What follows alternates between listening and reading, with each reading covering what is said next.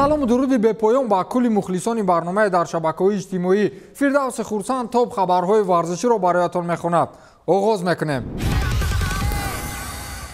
маҷалаи машҳури Франс Футбол аввалин мусоҳибаи худро бо форварди дастаи ПСЖ Лионел Месси нашр кард. дар нашри моҳи октябрии маҷалаи мазкур мусоҳиба бо Лионел Месси асоситарин мавзӯъ ба ҳисоб меравад ки он ҷо аргентинӣ дар мавриди гузариш ва мутобиқшавиаш бо ПСЖ ҳарф мезанад. ҳарчанд шакли пурраи мусоҳиба дастраси мо нест, вале тибқи маълумотҳо Месси сирҳои нуҳуфтаро оҳиста оҳиста дар ин мусоҳиба фош мекунад ва сабабу нофаҳмиҳои гузаришаш аз Барса ба ПСЖ ин ҷо муҳокима мешавад.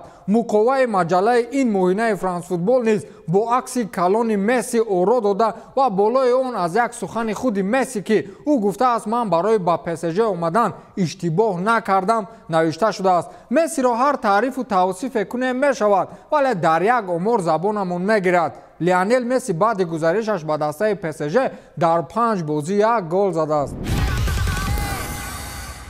Джейк Пол соҳибноми дунёи шабакаҳои маҷозӣ ё худ ютуб-блогери машҳури ҷаҳонӣ ки дар бокс бо зуртарин одамҳо сар ба сар мешавад, қарор аст дар замонҳои наздик бо Томи Фюри, бародари боксчии машҳури дунё Тайсон Фюри андари рақобат шавад. миллионҳо маблағ ба даст овардан далел аст, вале миёни рақобати онҳо шарти дигар ҳам ҷой карда шудааст ки инаш ба ору номус ва бонгу ном вобастагӣ дорад. агар Джейк Пол Томи Фюриро мағлуб кунад, пас Томи бояд аз рӯи шарт номи худро иваз намояд. инро Джейк Пол дар саҳифаи инстаграмаш расонаӣ кард. ӯ гуфтааст ки Тайсон Фюри шарт гузошт ки агар Томи дар муқобили Джейк Пол шикаст хӯрад, пас маҷбур аст ки насаби худро иваз намояд. ба ман бошад дар чунин шартҳо баранда шудан писанд аст. Томи, агар ту маро шикаст бидиҳӣ, бар замми гонорару маблағи шартнома иловатан ман ба ту $500,000 дигар медиҳам ва агар мағлуб шавӣ, пас маҷбур ҳастӣ ки таи 1 сол бо насаби Фамблс,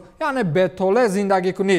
ту чӣ розӣ ҳастӣ? ман зид нестам. ту ба худ боварӣ дорӣ? гуфтааст Джейк Пол. қаблан ҳам худи Тайсон Фюри лобалои минбари журналистон қавл дода буд ки агар бародари ӯ Томи Фюри Джейк Полро шикаст дода натавонад, пас ӯ худаш ба сифати ҷазо бародарашро ба нафақа равон мекунад. муқобили Джейк Пол боксчиҳои касбӣ ҳарос доранд. гумонам ин ба он сабабе нест ки Джейк Пол боксчии зур аст. ин як бозии равонӣ аст. одамони касбӣ дар муқобили одамони кӯча шикаст хӯрданро ор медонанд. аз ин сабаб андак эҳтиёткорӣ ва зери фишори миллионҳо мухлис ки мегӯянд ким кадом як ситора муқобили фалон мағозачӣ ба рақобат медарояд, инсонро дасту по хӯрда мекунад. биёед идеяи нав мебарорем. рақобати марду зан. масалан ман ғайри гулбаҳори хандинкамон бо дилхоҳ ситораҳои тоҷик ба набард мебароям.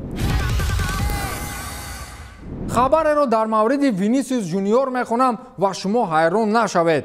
Винисиусе ки шумо бештари вақт замони бозии Реал бо дашному эътироз норозигии худро дар ҳолатҳои бозиро натавонистанаш ки хеле зиёдан баён мекунед, 39 нафар танҳо барои имиҷаш кор мекунанд. дар ҳаёти Винисиус 39 нафар доим аз пушти Винисиус мегарданд ва ба таври дигар 39 нафар аз ҳисоби Винисиус нон мехӯранд. дар такя ба маълумоти хабаргузории Глобо Эспорте аз миёни 39 нафар кормандони Винисиус 12 нафарашон кори доимӣ ё ҳаррӯза доранд. аз ба истилоҳи тиббӣ физиотерапевт сар карда то сарошпази фаронсавӣ ки рӯйхати мухталифи хӯроку нӯшиданҳоро пешниҳоду омода мекунад, дар хидмати ҳаррӯзаи Жуниор ҳастанд. то чанд рӯзи пеш бразилӣ оператори махсуси худро дошт ки ба қавле ҳар қадами ӯро сабт мекард ва он оператор ё худ наворбардор бо сабабҳои мушкилотҳои шахсӣ ба Бразилия рафт. дар ҳар бозии Винисиус ӯро аксбардори махсус ҳамроҳӣ мекунад. Винисиус дар хона кормандони махсусе бо номи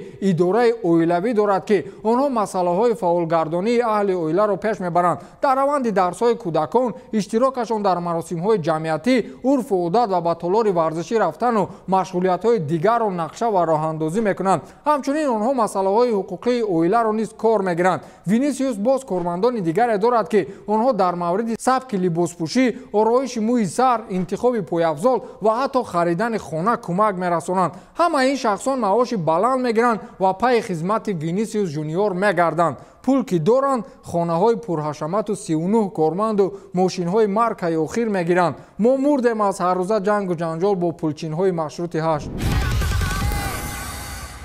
пулдорони арабистонӣ бошгоҳи Ньюкасл Юнайтедро харидорӣ карданд. номдортарин дастаҳои шайхони араб Манчестер Сити ва ПСЖ анд ки акнун тибқи ваъда аз зимистон он тараф Ньюкасл Юнайтед ҳамроҳ мешавад. бузургтарин фонди дунёӣ бошгоҳи Премер-лигаи Англия Ньюкасл Юнайтедро бар ивази 360 миллион евро харидорӣ намуд ва бо ҳамин даврони ҳукмронии 14-солаи Майк Эшли дар Ньюкасл ба фарҷом расид. сармоядори хасис ки ҳама вақт дар рушди бошгоҳӣ пул масрафкуниро нағз намедид, ахиран бошгоҳи англисиро ба фонде аз Арабистони Саудӣ фурӯхт ва ин ҳам фонди сармоягузории давлатии ҳукумати Арабистони Саудӣ мебошад. худи ин фондро бошад шоҳзодаи меросбари арабӣ Муҳаммад бин Салмон раҳбарӣ мекунад ва аз ҷониби дигар фурӯ бурдани зоғон аз ҷониби ин пулдори калон Ньюкасл Юнайтедро яке аз сарватмандтарин тимҳои футболии дунё месозад, навиштааст Daily Mail. арабиҳо аз ин баъд ният доранд ки сармоягузориҳои бузурге вориди даста намоянд ва аллакай корро аз моҳи январ шурӯъ кунанд, вале аз сабабҳои вайрон накардани низоми дохилии ферплеи англисӣ ва талаботҳои УЕФА эҳтиёткорона даст ба кор мешаванд. пешгӯии ман, ояндаи футбол ба тамом дар дасти арабҳо меғалтад. ман гуфтаму шумо шунидед. Луис Суарес то ҳол намефаҳмад ки сабаби аз ҳайат берун кардани Роналд Куман ӯро чӣ бошад. ӯ ҳоло ҳам муқобили Куман шикорро идома медиҳад. Луис Суарес дар дирӯза мусоҳибааш бо журналисти машҳур Ҷерардо Ромеро гуфт ки занги Роналд Куман бо ман ҳамагӣ 40 сония идома ёфт ва ин охирин занг буд. бо футболбозони дастон ин гуна хайрбод намегӯянд. охир сараввал Куман ба ман гуфт ки ту дар нақшаву лоиҳаҳои ман нестӣ. ӯ қудрати гуфтани онро надошт ки ман воқеан ба кӣ лозим нестам, ба худаш ё ба бошгоҳ. бароям хеле мушкил буд баъди оне ки ман худро қурбонии Барса карда будам. баъди ин занг ман бо Месси ҳарф задам ва ӯ гуфт ки мехоҳад аз даста равад. ман аз Барса рафтам ва ҳамон лаҳзаҳо мушкилтарин фурсатҳои зиндагиам буд, гуфтааст Луис Суарес. Роналд Куман ҳамин Люк де Йонго, Ансу Фатию ким кадом як гави вуррики пучро ки аз Суарес боло гузошта бошад, ҳеҷ кас гап надорад.